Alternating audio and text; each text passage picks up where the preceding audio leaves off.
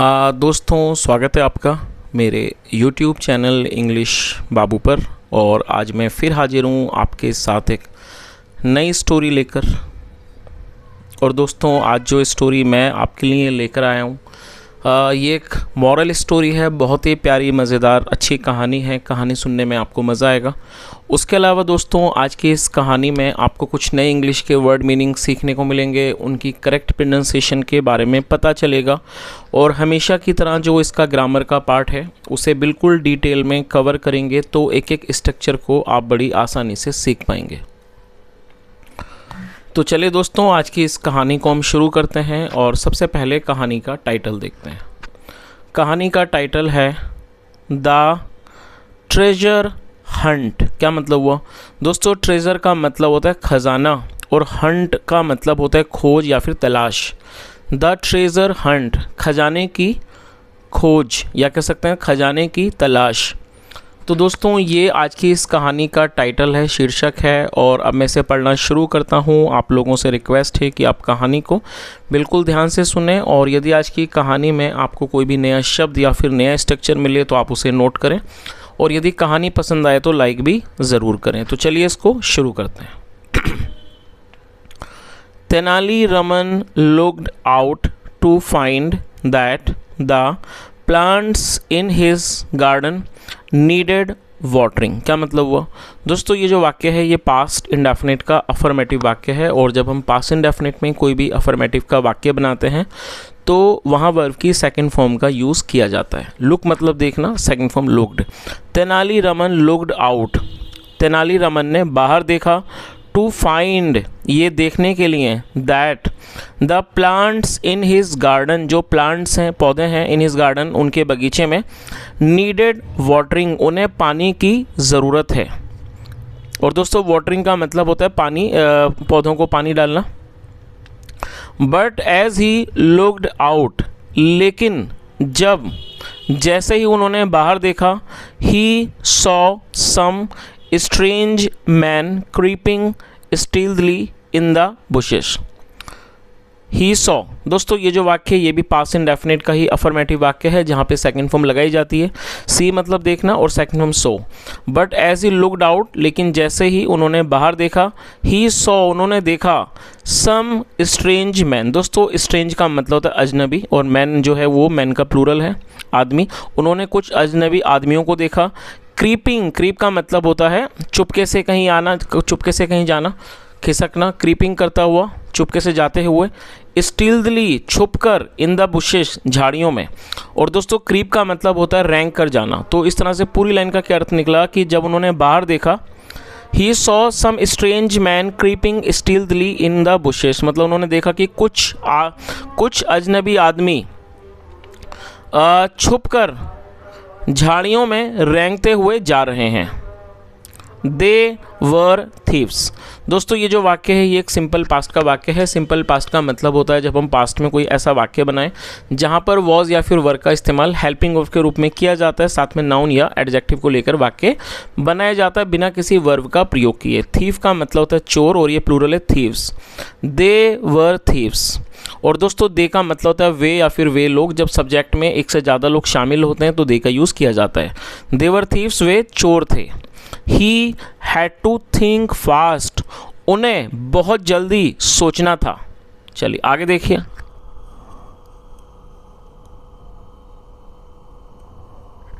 He called out loudly to his wife. Call out का मतलब पुकारना, और ये भी पास्ट इंडेफिनिट का ही वाक्य है जहाँ पे सेकंड फॉर्म लगाई गई है।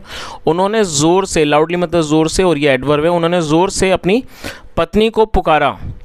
There are thieves in the kingdom my dear.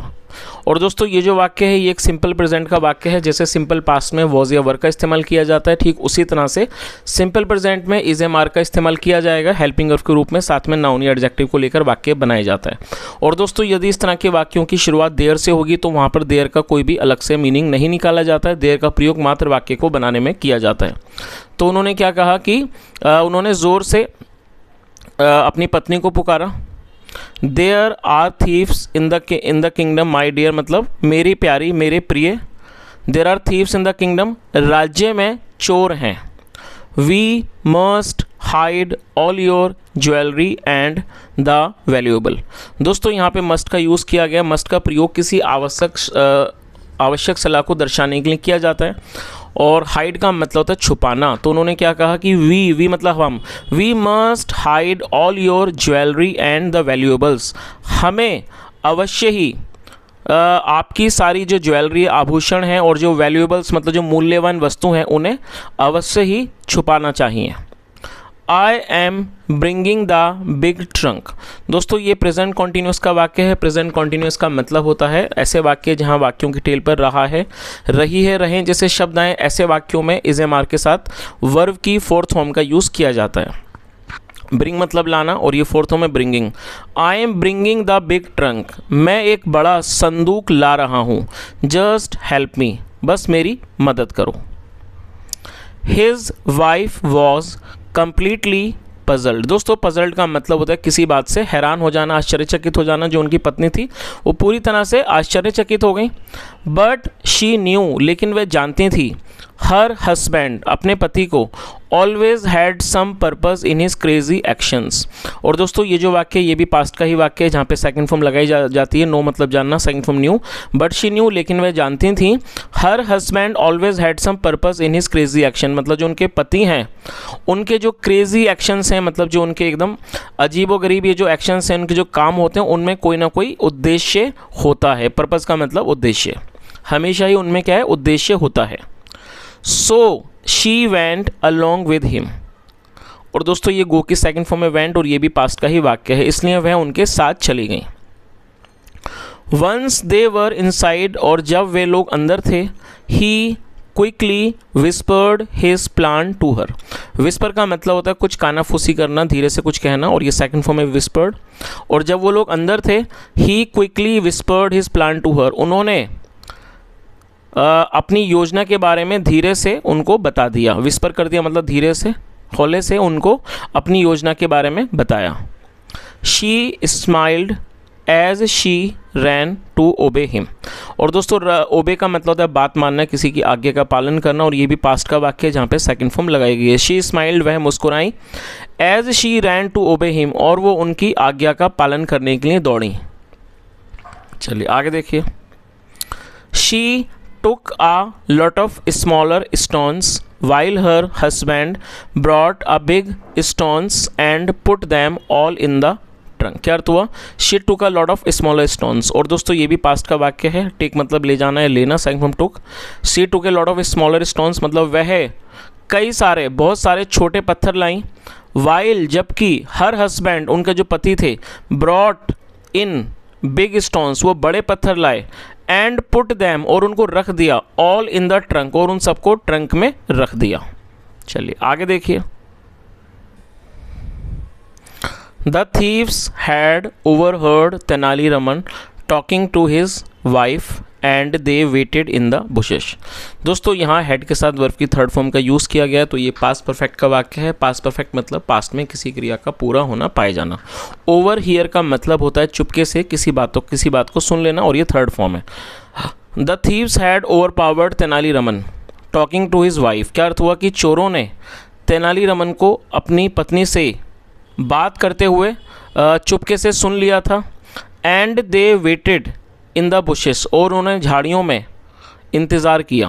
दे मतलब वे, और उन्होंने, और वेट किए सेकंड फॉर्म में वेटेड, और उन्होंने झाड़ियों में इंतज़ार किया। बुश का मतलब झाड़ियाँ। आगे देखिए। एज इवनिंग फेल, और दोस्तों फॉल का मतलब होता है गिरना या फिर होना, और ये सेकंड फॉर्म में फेल। एज इवनिंग फेल, और जब शाम ढली, दे सॉ, उन्होंने देखा, Tenali Raman and his wife dragging a heavy trunk out of the house. और दोस्तों ड्रैग का मतलब होता है किसी चीज़ को घसीटना, और ये फोर्थ फॉर्म है। तो क्या अर्थ हुआ? एज इवनिंग फेल, और जब शाम ढली, दे सॉ, उन्होंने देखा, Tenali Raman and his wife, Tenali Raman और उनकी पत्नी को देखा, dragging a heavy trunk out of the house, मतलब घर से एक भारी संदूक को बाहर घसीटते हुए उन्होंने तेनालीरामन और उनकी पत्नी को देखा। आगे देखिए। They dragged it up to the well, और वे उसे कुएं तक घसीट कर लाए। वेल मतलब कुआं। And pushed it over the side into it, और उसे उसके अंदर एक तरफ से धकेल दिया। पुश मतलब धकेल देना, सेकंड में pushed. It fail into the well. दोस्तों फॉल मतलब होता है गिरना, और ये सेकंड फॉर्म है और ये पास्ट का ही वाक्य है। It fail into the well, वो कुएं में गिर गया। विद अ ग्रेट स्प्लैश, और बहुत ही एक बड़ी छपाक के साथ। स्प्लैश का मतलब छपाक की आवाज़। Then all was silent as they went in, और सब कुछ शांत हो गया। एज दे वेंट इन, जब वो अंदर गए सब कुछ शांत हो गया। चलिए आगे देखिए।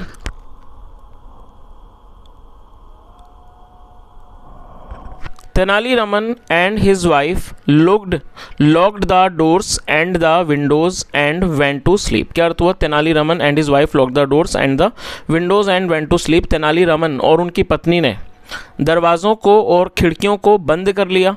एंड वेंट टू स्लीप, और वो सोने चले गए। आगे देखिए। नाइट फेल मतलब कि क्या हुआ? नाइट फेल मतलब कि रात हुई। आफ्टर सम टाइम, कुछ समय के बाद। When the thieves thought everyone was asleep, they crept out and went to the well। दोस्तों आप इस वर्ड को नोट कर लीजिए, ASLEEP। asleep का मतलब था सोया हुआ, जो कि एडजेक्टिव है। तो क्या अर्थ हुआ? आफ्टर सम टाइम, कुछ समय के बाद। व्हेन द थीव्स थॉट, जब चोरों को लगा। एवरीवन वाज asleep, कि हर कोई सोया हुआ है। दे crept out, वे रेंग कर बाहर आए। went to the well, और वो कुएं पे गए। पीपिंग इन, और दोस्तों पीप का मतलब है झांकना। पीपिंग इन, अंदर झांक कर। दे कुड सी, वो देख सकते थे। द ट्रंक, संदूक को। अंडर द वाटर, पानी के नीचे। चलिए आगे देखिए। How do we get it out? They wondered. Wonder का मतलब है किसी बारे में विचार करना, सोचना। उन्होंने सोचा how do we get it out, हम इसे बाहर कैसे निकालें। Let's empty the well first. Empty का मतलब होता है खाली करना। Let's empty the well first, चलो हम इसे कुएं को पहले खाली करते हैं। Suggested one of them, suggest का मतलब होता है सुझाव देना। उनमें से एक ने सुझाव दिया, let's empty the well first, चलो कुएं को पहले खाली करते हैं। चलिए आगे देखिए। दैट्स ए गुड आइडिया, ये एक अच्छा विचार है, अच्छा सुझाव है। कम ऑन, आओ। लेट्स स्टार्ट, चलो शुरू करते हैं। अग्रीड द अदर्स, जो दूसरे थे वो सहमत हो गए। आगे देखिए। They began drawing water out of the well. और दोस्तों ड्रॉ का मतलब होता है किसी चीज़ को निकालना, खींचना, उसे ड्रॉ कहा जाता है। और ये फोर्थ फॉर्म है। और बिगिन मतलब शुरू करना, second form begin. They began drawing water out of the well, और वो कुएं से पानी बाहर निकालने लगे। And throwing it into the garden, और उसे गार्डन में, बगीचे में फेंकने लगे। और आप इसे नोट कर लीजिए, थ्रो मतलब फेंकना। The water level in the well dropped. और दोस्तों वाटर लेवल का मतलब होता है जल स्तर। जो जल स्तर था कुएं में ड्रॉप्ड, वो नीचे गिर गया।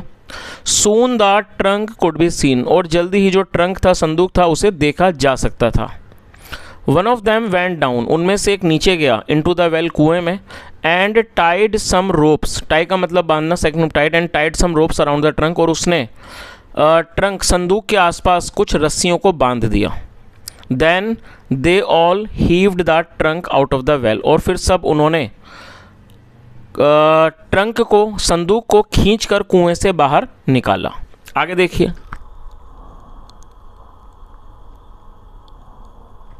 वंस इट वॉज आउट, और जब वो बाहर आ गया।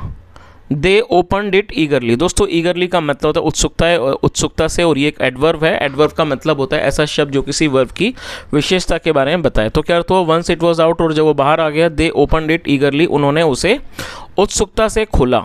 Stones, nothing but stones inside it, मतलब उसके अंदर पत्थरों के सिवाय कुछ नहीं था। It was almost don.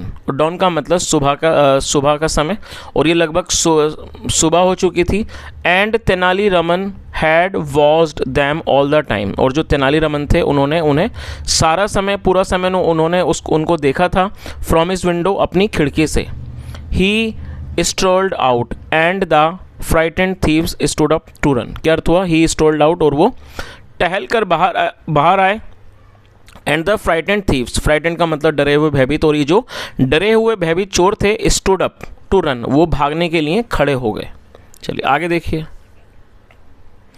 Hello gentleman, hello सज्जनों। लवली मॉर्निंग, सुबह, अच्छी सुबह। इजंट इट, क्या ऐसा नहीं है? Thank you so much for watering all my plants. तो उन्होंने क्या कहा कि thank you so much for watering all my plants, मतलब मेरे सभी पौधों को पानी देने के लिए आपका धन्यवाद।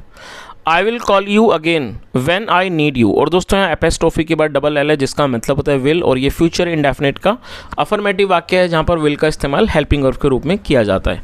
I will call you again when I need you, जब मुझे आपकी ज़रूरत होगी मैं आपको दोबारा बुलाऊंगा। ही लाफ्ड, वे हंसे। द थीव्स, जो चोर थे, शिवरिंग विद फ्राइट, शिवर मतलब कांपना और फ्राइट मतलब डर, जो डर से कांप रहे थे, फेल एट हिज फीट, वो उनके पैरों पर गिर गए। And bagged his forgiveness, bag मतलब विनती करना, और उन्होंने माफ़ी की, उनकी माफ़ी की, उन्होंने विनती की। None had learn to trick Tenaliraman yet, और किसी ने भी तेनालीरामन को अभी तक, तेनालीरामन को ट्रिक करने का मतलब उनके साथ चालबाजी करना अब तक नहीं सीखा था। चलिए, तो दोस्तों इस तरह से ये छोटी सी कहानी यहीं ख़त्म होती है अच्छे से मॉरल के साथ। और ये जो मॉरल है वो यही है कि किसी भी संकट के समय व्यक्ति को सावधानी से और दिमाग से काम लेना चाहिए, जैसे यहाँ पर तेनालीराम ने किया। तो दोस्तों ये आज की छोटी सी कहानी थी। यदि आपको अच्छी लगी हो, मेरा पढ़ाने का प्रयास भी अच्छा लगा हो, तो आपसे रिक्वेस्ट है आप इस वीडियो को लाइक करें, शेयर करें, चैनल को भी सब्सक्राइब करें। यदि कोई सुझाव हो तो कमेंट में ज़रूर बताएं। यहाँ तक सुनने के लिए thank you so much. Have a nice day and bye.